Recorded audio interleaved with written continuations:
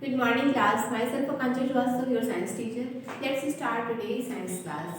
Yesterday we were discussed about the summary of this chapter and we have completed first topic in this chapter. So let's start today's topic. Topic is types of rocks.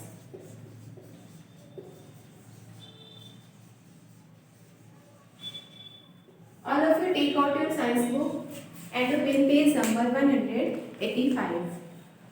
Sorry, 125. Open this page in your book, all of you. Let's do reading. Igneous rock. Igneous rocks form the base of all that forms like plains, hills and also of ocean beds. Almost 90%, 95% of the earth crust is made up of igneous rock.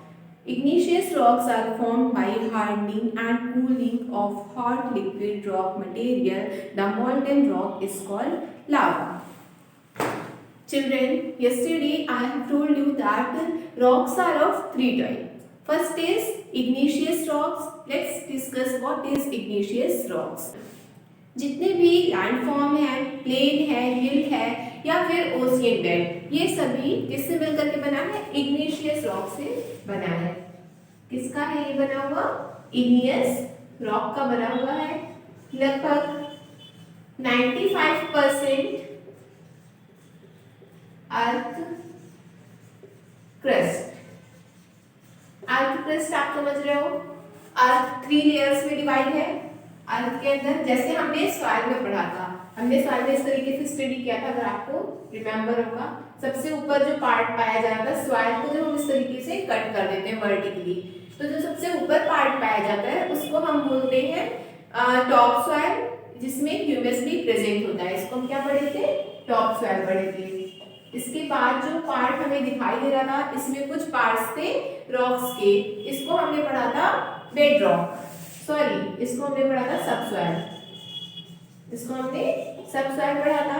और last में जहां पे सिर्फ हमें पत्थर मिलते हैं soil में, उसको हमने स्टडी किया है बेड रॉक।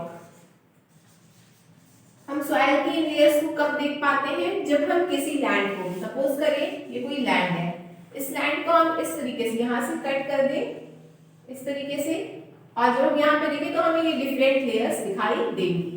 इसी तरीके से जो हमारा अर्थ है, अर्थ को जब हम इस तरीके से कट कर दें तो हमें अर्थ जिस चीज से मिलकर के बना है, यहाँ पे हमें 3 लेयर्स इसमें भी हमें मिलेगी। सबसे ऊपर की लेयर को हम बोलते हैं अर्थ क्रस्ट। क्या बोलते हैं? Earth crust. अर्थ क्रस्ट 95% किस रॉक से बना है? इग्नियस रॉक से बना है। अर्थ क्रस्ट का 95% पार्ट इग्नियस रॉक से मिलकर के बना हुआ है। ये जो इग्नियस रॉक है, ये अर्थ के अंदर जो रॉक पार्टिकल्स है, मतलब जो रॉक प्रेजेंट है, उसके मॉल्ट हो जाने की वजह से, मॉल्ट मतलब पिघलने की वजह से ये बनती है। जब ये मॉल्ट होती है रॉक अर्थ के अंदर, इसके बाद ये कूल होती है, ठंडी होती है, फिर ये हार्ड हो जाती है, कठोर हो जाती है, इससे बनती है इग्नियस रॉक। और इग्नियस रॉक से लगभग 95% अर्थ क्रस्ट बना हुआ होता है। Let's discuss how igneous rock is formed. Now see in your book how are igneous rock formed. The earth is very hot inside. The rocks inside the earth are in molten form and they are called magma. Hot magma is pushed upward by the pressure of other rocks inside the earth. Magma which escapes through the volcano is called lava. When lava cools, it hardens to form igneous rock. The type of igneous rock formed depends upon the kind of mineral present in the lava. Children, earth अंदर से बहुत ही ज्यादा hot है, means यहाँ जो भी rocks present है वो किस फॉर्म में है? वो मोल्टेन फॉर्म में है। मोल्टेन मींस होता है पिघली हुई। तो जो रॉक है वो पिघली हुई है। क्यों पिघल गई? क्योंकि अंदर प्रेशर बहुत ज्यादा है, टेम्परेचर बहुत ज्यादा है, जिसकी वजह से ये रॉक्स जो है वो मोल्टेन फॉर्म में प्रेजेंट होती है अर्थ के अंदर। ये जो मोल्टेन रॉक्स होती हैं, इनको हम एक नेम से और भी जानते हैं, इनको हम मैग्मा कहते हैं। क्या कहते हैं इसको हम? मैग्मा। ये जो मैग्मा है, ये क्या है? ये एक्चुअल में मोल्टेन रॉक है अर्थ के अंदर। कभी कभी ये जो मैग्मा है ये अर्थ सरफेस से, मतलब ये जो बाहर का अर्थ का सरफेस है इससे ये बाहर आ जाता है थ्रू वॉल्केनो के थ्रू। ये जो अंदर की पिघली हुई राख है ये अर्थ की सरफेस से बाहर आने लगती है। बाहर आने के बाद ये जो मैग्मा है इसको हम क्या बोलते हैं, लावा बोल देते हैं। इसी मैग्मा को जो अर्थ सरफेस से बाहर आता है इसको हम लावा बोलते हैं। ये लावा जब अर्थ सरफेस पे आता है ये कूल होता है, फिर हार्ड हो जाता है और बनती है इग्नियस रॉक। क्लियर?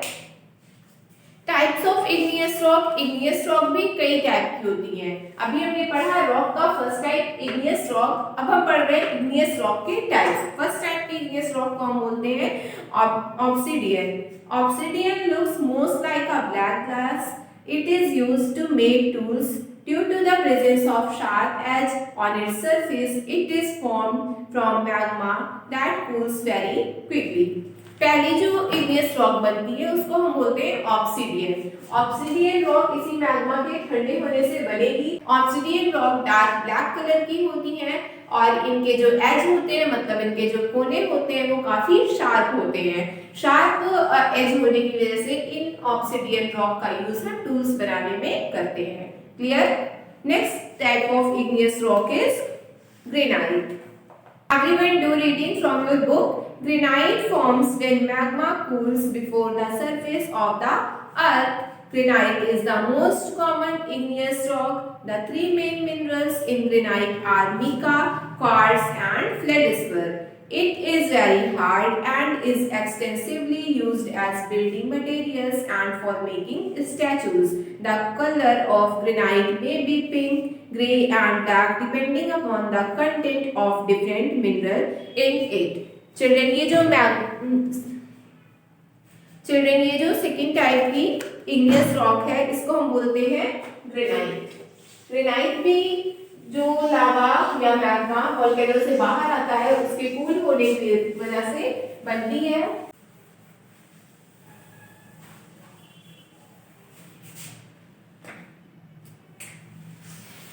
चिल्ड्रन,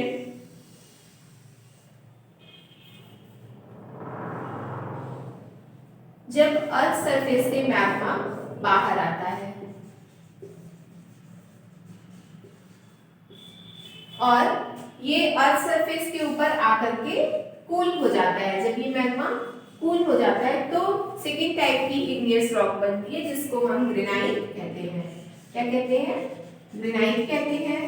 ये जो ग्रेनाइट रॉक है, ग्रेनाइट रॉक सबसे कॉमन इग्नियस रॉक है। ग्रेनाइट रॉक में थ्री मेन मिनरल्स प्रेजेंट होते हैं। First mica, second quartz and third is feldspar. ये तीन मेन मिनरल्स इस रॉक में प्रेजेंट होते हैं। इनके कंटेंट के अकॉर्डिंग अगर इसमें किसी मिनरल की मात्रा ज्यादा है और किसी की कम है तो इनका कलर डिफरेंट हो जाता है। रॉक पिंक कलर की भी मिल सकती है और ब्लैक कलर की भी मिल सकती है एंड ये ग्रे कलर की भी हो सकती है। अगर हम ग्रेनाइट रॉक के यूजेस को देखें तो बहुत बड़ा इसका यूज होता है स्टैचू बनाने में। जो स्टैचूज बनते हैं, आपने बहुत सारे स्टैचू के बारे में स्टडी करी है जीके में, एसएसटी में। तो ये जो स्टैचूज हैं ये किस रॉक से मेनली बने होते हैं? ये ज्यादातर ग्रेनाइट रॉक से बने होते हैं। बिल्डिंग मटेरियल्स में भी हम इनका यूज करते हैं। I hope you have understand about igneous rock, granite and obsidian. This is all for today. Tomorrow we will continue our topic. Let's note down homework. SW. Write how igneous rocks are formed. Thank you class. Have a good day.